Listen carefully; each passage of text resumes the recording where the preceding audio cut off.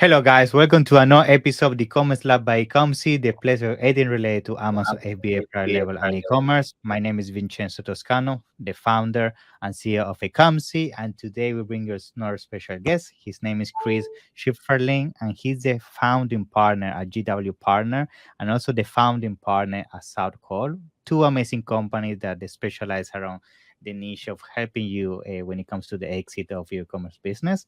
And that's actually going to be the conversation today. We know in the last couple of months, if not years, the whole space has been a bit, all over the place when it comes to the aggregators, the multiples. People don't know how to actually prepare for exit and all of that. So today, Chris, with all his knowledge and experience in the space, is going to give us a little bit of those, gold nuggets, as they call it, to make sure you maximize the exit when you reach that stage. So, Chris, it's a pleasure to have you here on the show. How you doing, my friend? I'm doing good, man. It's good to be on, and like we were saying earlier, it's nice to finally meet. I've seen a lot of LinkedIn posts with you in them, and I've seen a lot with your business posted everywhere, and we know a lot of the same people, and at least we can now meet virtually. So nice to finally meet you. I know. And for me, it's also a pleasure to have you. At the end of the day, the reason why I created this podcast is to have, experts from the space, but not only to bring people to my community, but also to build, partnership with them. Because let's be honest, sometimes this business is global and you have some people in India, some people in China, some people in the USA, and a space like this, allows for creating those meaningful relationships that sometimes, the distance doesn't allow for that, right? Now, let's start with you, Chris, because I know you have a very interesting background as well before founding and working on these two amazing companies that I just quickly introduced. So tell me a little bit about what brought you to where you are right now, and what were some of your experiences with that. Yeah, so my entire career was focused on being a sales and marketing executive in consumer products, and so I worked for companies that were both publicly traded and owned by private equity. I started off at a Japanese company that was publicly traded on the Nikkei. I worked for their subsidiary, starting off as just a low level. You speak Japanese or not Japanese? Oh my gosh, squishy. Okay, nice. Yeah. Okay, continue. I know arigato gozaimasu, and that's about all I remember. That's good enough. I was getting pretty good because every time I would go visit Tokyo for board meetings, they would put me in. They'd put me in the area of Tokyo where they don't speak. It's like traditional Tokyo, like they don't speak a lot of English. Okay. Yeah, so like my hotel, it was a struggle. Like I had to do a lot of sign language, and I can imagine. Yeah, so I spent a lot of time. I spent a lot of time in China working with factories that built and manufactured and produced, designed product for very large household brands. And so it was a really great experience learning how to effectively understand how a consumer products brand works, from manufacturing, producing the idea, differentiating the idea, solving a problem, to then all the way from supply chain to distribution and real channel strategy. And we sold to everybody. And that's really where I cut my teeth on kind of leading the charge for the company, on working with a lot of e-tailers, as we called them back then. So, sitting in a booth and at the ABC trade show back in 2003 or 4, and this bookseller comes up saying they want to sell baby products, and they happen to be called Amazon.com. And no one wanted to sell them because they were like, well, this is just a bookseller. I think we were one of the first baby brands to actually sell to Amazon.com back in the day. Wow. And then just establishing, I remember getting a phone call from a guy and said, hi, I forgot his name. He was the buyer at CSN Stores, which turned into Wayfair. And so, the genesis, like Zulily, I worked with a gal from babyuniverse.com who was like the 10th employee at Zulily. And just like, I saw the genesis of all these e-tailers starting to pop up. And, through that time, Amazon FBA was becoming a thing. My brother-in-law was one of the first guys he was one of the first guys I know, and one of the first guys to be on FBA, like back in 2007, 2008. So yeah, I think we're good though. If you can hear me, we're good. So I was just saying, I worked with a myriad of different companies. I worked with a lot of different retailers. It was just an incredible experience to really understand, hey, again, how do I take a differentiated product and put it on shelf next to a lot of other competitors? in a retail environment, an e-tail environment.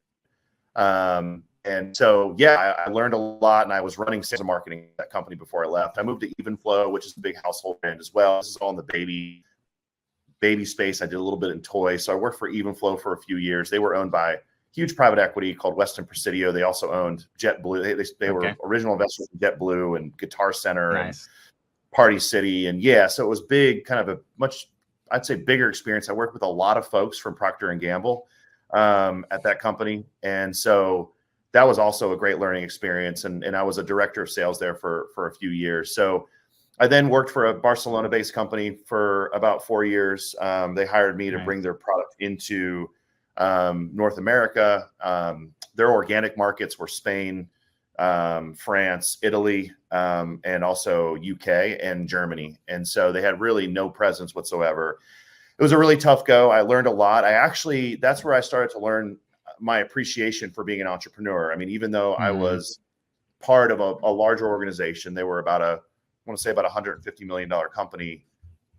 I felt like I was an entrepreneur because it was me. I had to hire the team here. I had to hire the service providers. I had to work with their product managers and their brand managers to articulate how a American consumer was going to translate the brand, think about the brand, and convert on the brand.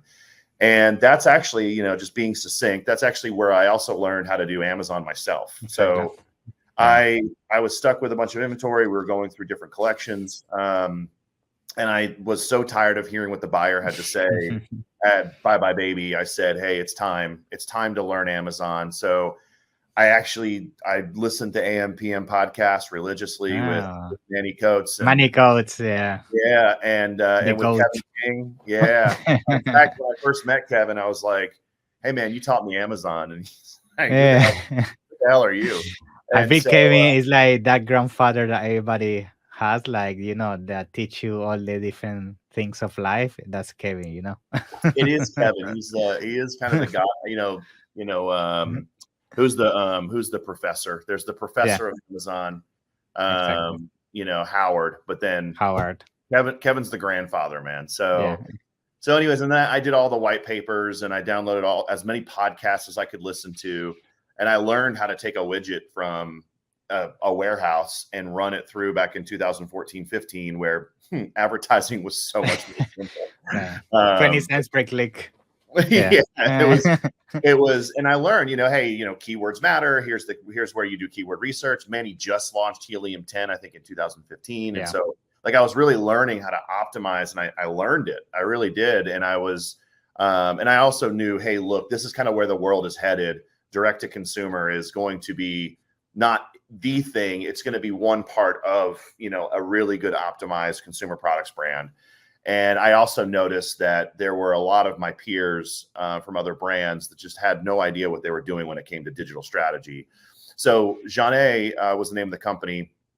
They decided to focus on their organic markets and shut down anything that was non-organic for them. And so at that time, I was kind of forced off a cliff to do my own thing. So I started a consulting agency where I helped businesses formulate digital strategy. So I worked with them to dig in on, okay, how can we optimize your Amazon? You're not on Amazon. You're only with 1P. 1P is terrible for you. Let's open up a 3P strategy. It was a lot easier. This was back in 2016. So again, everything was a lot easier when it came to Amazon. But nonetheless, it was wonderful. So I also learned just direct to consumer, period. What is it like to really reach the consumer and have that conversation with them through all types of acquisition channels. And at the time, the acquisition channels were a lot more simple too. You had Google ads, you had SEO, and you really had Facebook advertising, and which was, Instagram and Facebook.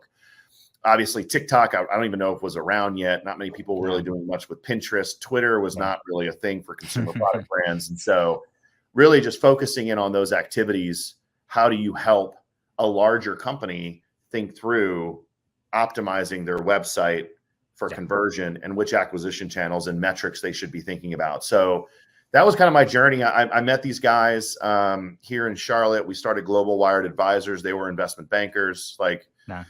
big managing directors of institutional investment banks. So they had the financial engineering. They all became entrepreneurs. I was an entrepreneur at the time, of course. And then we just said, hey, why don't we take what you normally get out of, if you're a large company and you go to Bank of America and say, sell my business, the process by which you go through to sell that company is very different than a process through a business broker. There are no listings. There's no email lists. There's lots of thoughtfulness, thoroughness, detail, complexity. There's a lot of, actual real strategy, kind of thinking through who are the right people to buy this, but then how are they going to think about it? Whereas a broker, which has its place in what I would call Main Street, where you just kind of put together enough, like a real estate listing, like it's just enough. You do it. The seller or the buyer is doing a lot of their own legwork, and really just trying to understand what's really going on with the company. And to be honest with you, the broker truly is just more or less a facilitator. And so we said, hey, why don't we take this process that has worked for Fortune 100, Fortune 500 for a very, very long time. It's highly effective. It optimizes the sale of a business. Why don't we take this process and why don't we apply it to businesses in this e-commerce kind of consumer product space? And so we did that about 6 years ago. This was pre-aggregator, so I can say it's like one of the first aggregators. Yeah. So I mean, look, you had some good brokerages at the time. You had a Quiet Light Brokerage, you had Website Closers. They've been around for a while, and you had a few others. But what we noticed was no one was really doing what I said, which is we didn't really see anyone taking an investment banking process and applying that to this particular space. And it just let's be honest, most people 6 years ago were never thinking about exiting an Amazon business. Selling on Amazon was more like you make a quick buck and then you close the account, but it was never thought as a business. Yeah, no, it's true. You kind of nailed it. It's like, hey, I'm going to arbitrage. I'm going to go and find a bunch of product that I'm going to buy from the store at $1 and sell for $3. I'm going to go to Alibaba and hack Alibaba to find, this keyword I'm seeing is trending on Google. It's like crypto, to be honest. It's like altcoins. Yeah. it's very similar. It's like, well, which altcoin's about to explode and then just completely crash?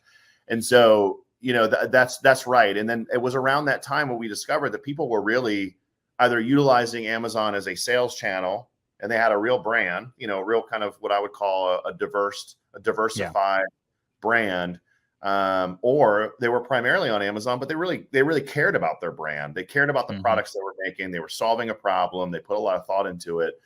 And around the time that we came on the scene, which was 2018, that's about the time you started to see M&A activity really start to go up. And I mean, at the time we weren't selling large businesses. I mean, it was still, we're still selling businesses 1 million, 2 million, 5 million, 10 million. We weren't doing that much. And then all of a sudden, you had pandemic. Everybody did this. Aggregators came on the scene. So that leads us to today, kind of where we're at. And I can get into more detail about we've got pivots since then, but I can get into more detail later. Yeah. I mean, first of all, I love the journey because the fact that you've been touching so many areas within the ecosystem of selling on Amazon and e-commerce in general. I bet that in terms of M&A and preparing the business for exit and all of that, it makes your job so much easier because you understand the logic behind all the things that business has to do to be successful. Because it's not the same that you come from M&A, but you know your numbers and finances. But if you don't know the actual grind inside the e-commerce side of things, you can miss a lot of things that sometimes that's the potential you can leverage. So that's super useful. No, it's very true. I've got some good friends of mine who run a middle market healthcare investment bank, and they've never owned a pharmaceutical. Well, actually, they have a private equity arm where they do own pharmaceutical companies, like smaller pharma, smaller healthcare. But at the same time, it's very much identical, and that's where you find your best M&A advisor. Is they're not just completely, I was an operator, I can now sell your business. That's still a bit disjointed. Conflict, It's a bit that combination of, hey, we've got the institutional investment banking chops, we've got the consumer product chops. We're going to combine those skill sets and deploy that into your business. So that way Yeah. you have a much more optimized trade. And oh, by the way, we're not going to do the whole business broker thing. Just sell and give it a good try. Let's see if anybody bites. We're going to actually deploy lots of thoughtfulness and strategy into the company to mold it towards when is the right time. So it's thinking not, we'll just try to, no, let's actually discover the right path towards when is the right time at the right value. Does it match your goals? That's when you really get the good molding of the two. Exactly.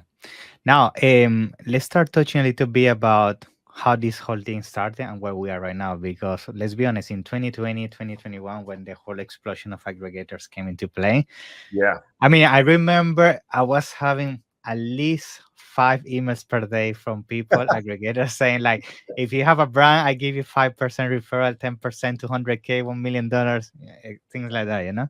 So it was all over the place and the multiples were crazy. Like, one of the reasons that I feel like the situation got so bad is because they have so much money in their hand because everything that was going with COVID and government basically giving money for free. They had to deploy this money, and because they didn't really understand e-commerce in depth, some of them, we need to deploy this money regardless, and they were paying these 6 to 10 times multiples that there's no way you're gonna make your money back on that, right? And some of this business, I feel they couldn't even improve them further. They were just buying them, and then we're gonna do anything better on this business. So the reason why I want to make this introduction is because now we come to 2023, things are completely different. Some of these aggregators went out of business. They couldn't handle basically all this bleeding in terms of the money they invested, and some of these brands going under. And now we see basically, the market reaching a stable, basically situation where things are going back to normal. Multiples are back to 2 to 3 times across the board. Again, there's some exceptions, but which we can touch on that. But I want to hear your feeling on this because so much has changed. And I feel when I talk to my clients and people in the space, like people now feel discouraged because some of them feel like, oh man, I could have gotten 6, 7 times multiple now. The multiples are nowhere there now. Like, what should I do to maximize my exit? What are some of the tips? Where should I sell now? So what is your take on that? Yeah. Well, to anyone who thinks that, just remember there's always the trade that got away, and it's more the trade that got away than not. So you'll always meet the guy who says, I could have invested in Google in 1998. I could have invested in Amazon in 1994. I could have bought Bitcoin at 10 cents back in 2000. Yeah. You always have that. So just take that away, right? And in this case, unfortunately, the way you just described it was perfect. You had an anomalous event. And that only comes once in a lifetime. Once in a lifetime, man. That's really what it is. It's a lot like what we're experiencing in AI right now, which is a lot like the Industrial Revolution in the early 1900s and late 1800s. It only comes once a century where you have this seismic shift in the way that we conduct business and the way that we conduct commerce. And so this was a blip. It was an anomalous event. We have reverted to exactly what you said. There's been a reversion back to, 2, 3, 4, maybe 5 multiple. If you have a unicorn, If you have a unicorn, and we'll get into in a moment. CPG brands are still trading for 6, 7, 8, 9, 10, 11, 12 multiples. I mean, that's normal. CPG has slowed down and multiples have compressed slightly, but at the same time, like, that's a whole different ballgame than just your audience listening who's Amazon only, which there is a contrast there. So yeah, I mean, look, you nailed it. State of the market was up, completely back down. You got a lot of sellers who are now going, well, what do I do next? Yeah. What am I supposed to be focused on? I think almost just, by what I would call, organically, they've just said, hey, that was anomalous. I'm just going to focus on growing my business. And yeah, I mean, the current state of the union is, if you've got an all Amazon business, yes, absolutely. It's not easy to sell the company. It's not as easy as it was 2 years ago. So you've got to really now focus on what I would call, true asset principles for your consumer products. I mean, you have to start thinking about yourself as a consumer products brand and not like what we just said, which is well, I'm just going to hack my way into growing this company. That's actually, and I want to say this, and I've said this on a couple other podcasts, that's a totally fine way of running your business. There is no good or bad. Yeah. It's the outcome. It's the end. That's just a decision you make.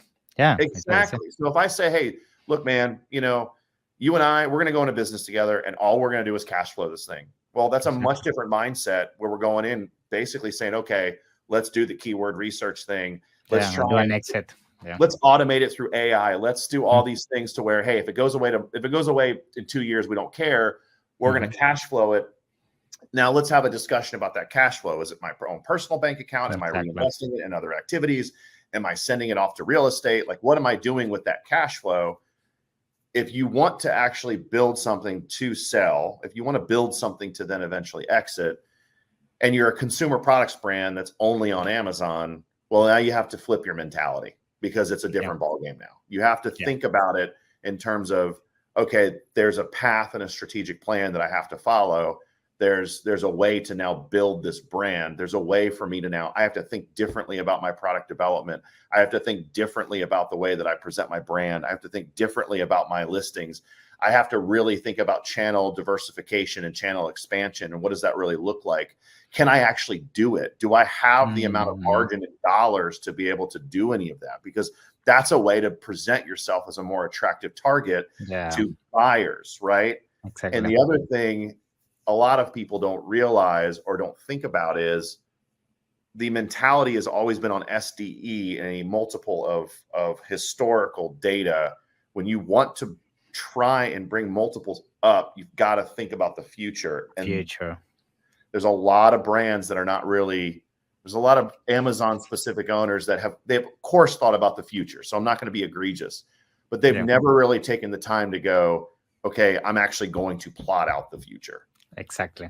And that's this thing you just say, something that is perfect to bring this next question, which is, a lot of times when these people are preparing for exit, and I bet you get this question a lot, is they ask me, I have my business on this specific stage, like I'm preparing for exit, but let's say I'm a business that only sell in the United States and I have the possibility to do international expansion, as you mentioned, right?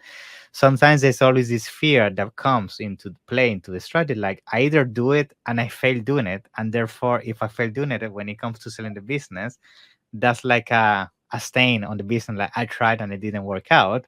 Or I could sell it as an opportunity, right?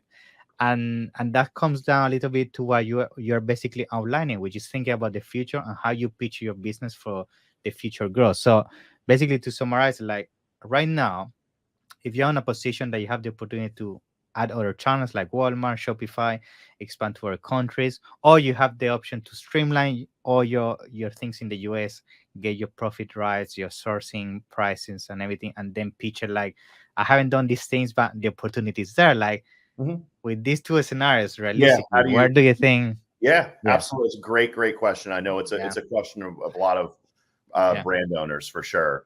Bottom line is, if you don't actually go and exercise those potential acquisition / channels or sales channels, then you better have a highly defendable opportunity. Like, you can't just write down, this could go on Shopify. Well, if I'm a sophisticated buyers pay more. Exactly. And they only pay more when they start, because they ask the right questions and you articulate the opportunity to them to where they go, well, this is just a no-brainer. Of course I want to buy this. So for instance, if you just say, hey, my opportunity is Shopify, and I go as a buyer and say, okay, but your AOV is only $27. You understand that average CAC is about 27 to 30 bucks. So are you telling me and you're not a consumable? So I'm not going to get hardly any LTV out of this. So nope, that's not an opportunity for me. Okay, well, you can expand to other channels. Okay, cool. Have you thought about how much that's going to bring in terms of accretive revenue to the business? You better have a really, really good forecast.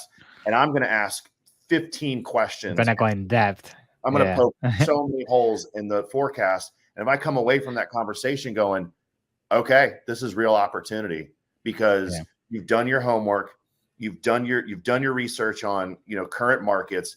How much is my market share in Germany, in France, and the UK? What's my cost to get into these markets?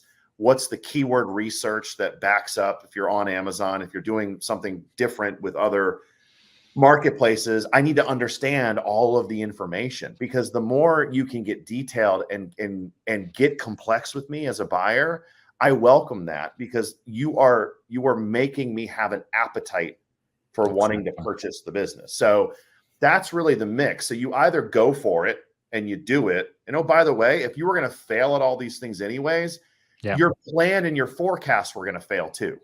Exactly. Most of the time. You do have stories of people, you know, I don't know, I plotted it out, but then all of a sudden it just went crazy, and I was unexpected. And it's like, that's the exception, not the norm. And so that's kind of how I address that, which is, okay, cool. Like if you were to go for it and fail, I would have been able to make your opportunity fail on paper, for sure. Nice. Good. Now, I bet a lot of people that are hearing this and watching this, they might be asking, oh, it sounds interesting. I really want to dig further and see if, you know, I can sell my business. How do I identify if I am at the right stage to sell my business?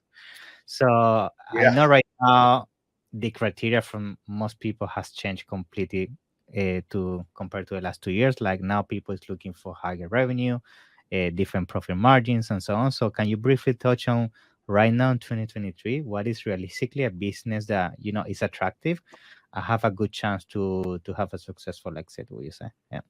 Yeah, I mean, look, it really, again, it goes back to your goals. So for instance, if you're listening and you're a $1 million, $2 million brand, you know, there are buyers out there for your business, you know. And if you're just only on Amazon, but you know, you've got defendable product, you've got defendable forecasts, defendable projections, there's a buyer, especially if you're domiciled in the United States.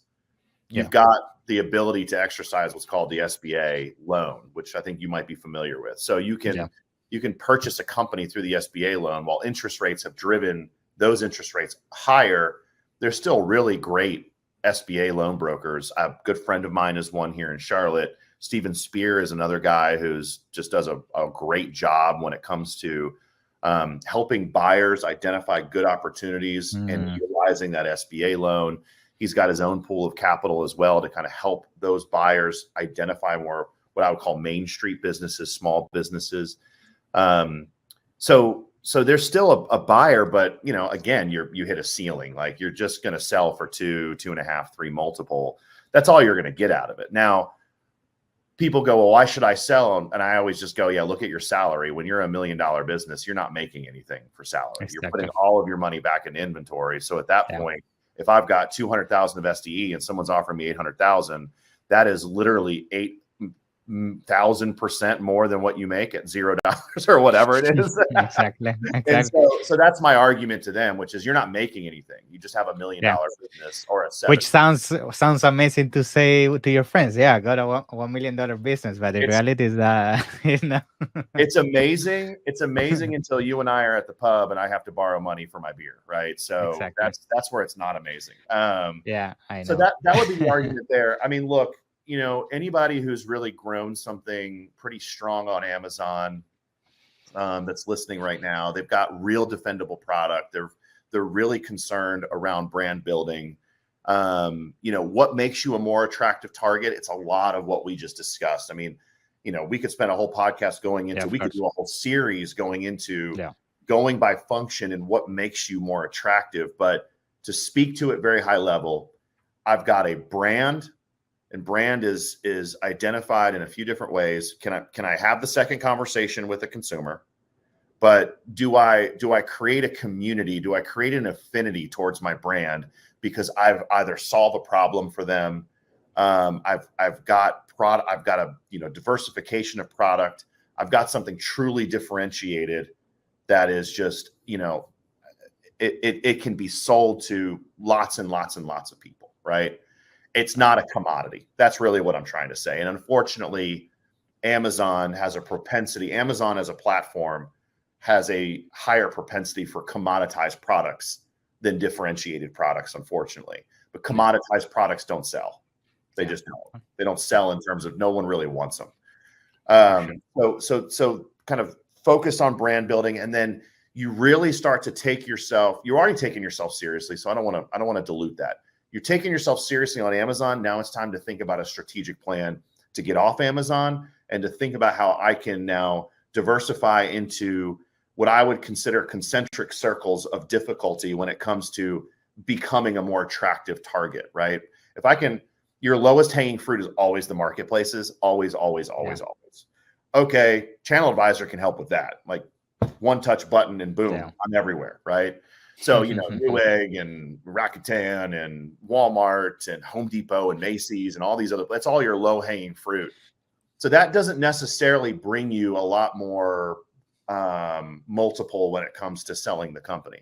When you start to really begin an effort of selling direct to the consumer through a platform like Shopify, BigCommerce, WooCommerce, etc., you start to collect data from those consumers. You start to have optimized acquisition channels, and you have strong LTV, and you're bringing your CAC in line, and your AOV. There's actual CRO optimization that's happening. You have a SEO strategy that's building an aggregate. These are the things. You build a community of followers through social media, and you're becoming a brand at that point that people are telling their friends about. I don't tell my friend to go buy Scotch tape, but I am going to tell my friend about this new brand that I just bought, Bad Birdie and Swanee's golf apparel, because it's cool stuff, and I like what they stand for, and I really like the brand. And so that's when you start to get into more difficulty, and the more difficulty, the more attractive you're going to be, because you've built a foundation for someone to say, I can build on this, whether that's through a strategic that says, hey, I can take you and run you through my operations, and I'll get a ton of operational leverage and a ton of economies of scale. Exactly. And oh, by the way, you already have a brand that people recognize. Yeah, those. And then the final concentric circle is, I got to call it out. If you can get into retail, that's your true litmus test, where you haven't necessarily, I wouldn't say you've arrived. If you've successful in retail, you kind of have arrived. When you can really sell to a Target and a Walmart or something. Manscaped is much. Dude Wipes, Manscaped, they're much more valuable because they got into retail. Much more valuable. I know. Awesome, Chris. So, thank you so much for all your insights and all your knowledge. It's been a pleasure. And, before we conclude today's episode, I want you to also share with us, where people can find you, because I'm sure a lot of sellers now want to dig this further with you and your team to explore if they can exit. Please share with us, how they can basically get in touch with you. Yeah, absolutely. So go to gw.partners. We're a modern company. We're a modern firm. So gw.partners, not .com. A lot of people do that and say you don't have a website. And I say you can fill out the contact form. You can go on my LinkedIn, Chris Shipferling, and find me. Reach out, DM me. We are now starting to offer what I would call friendlier products for just Amazon sellers. So what I described, someone who's a 2 to 3 multiple, we're starting to offer a product where we do it more on a consulting basis versus just a success fee. So we'll work with you to kind of help you prepare the company, get your financials in order, help articulate what could be the opportunity, poke some holes in it, like I said earlier, and then tell you where to sell it and how to sell it. And we're really equipping them on how to do it themselves, and really saving a lot of money in a success fee. Obviously, if you're someone over 10 million of revenue, I can hear you now. Yes. Yeah. So you're saying over 10 million? Yeah.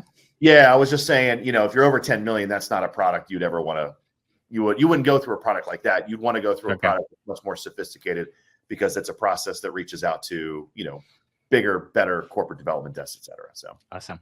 Yeah. That's awesome, Chris. So thank you very much. I'm going to make sure to put everything down in the description. And in the meantime, it's been a pleasure, and looking forward to having the next one. Yeah. Me too, man. Thank you so much for having me on. I appreciate it.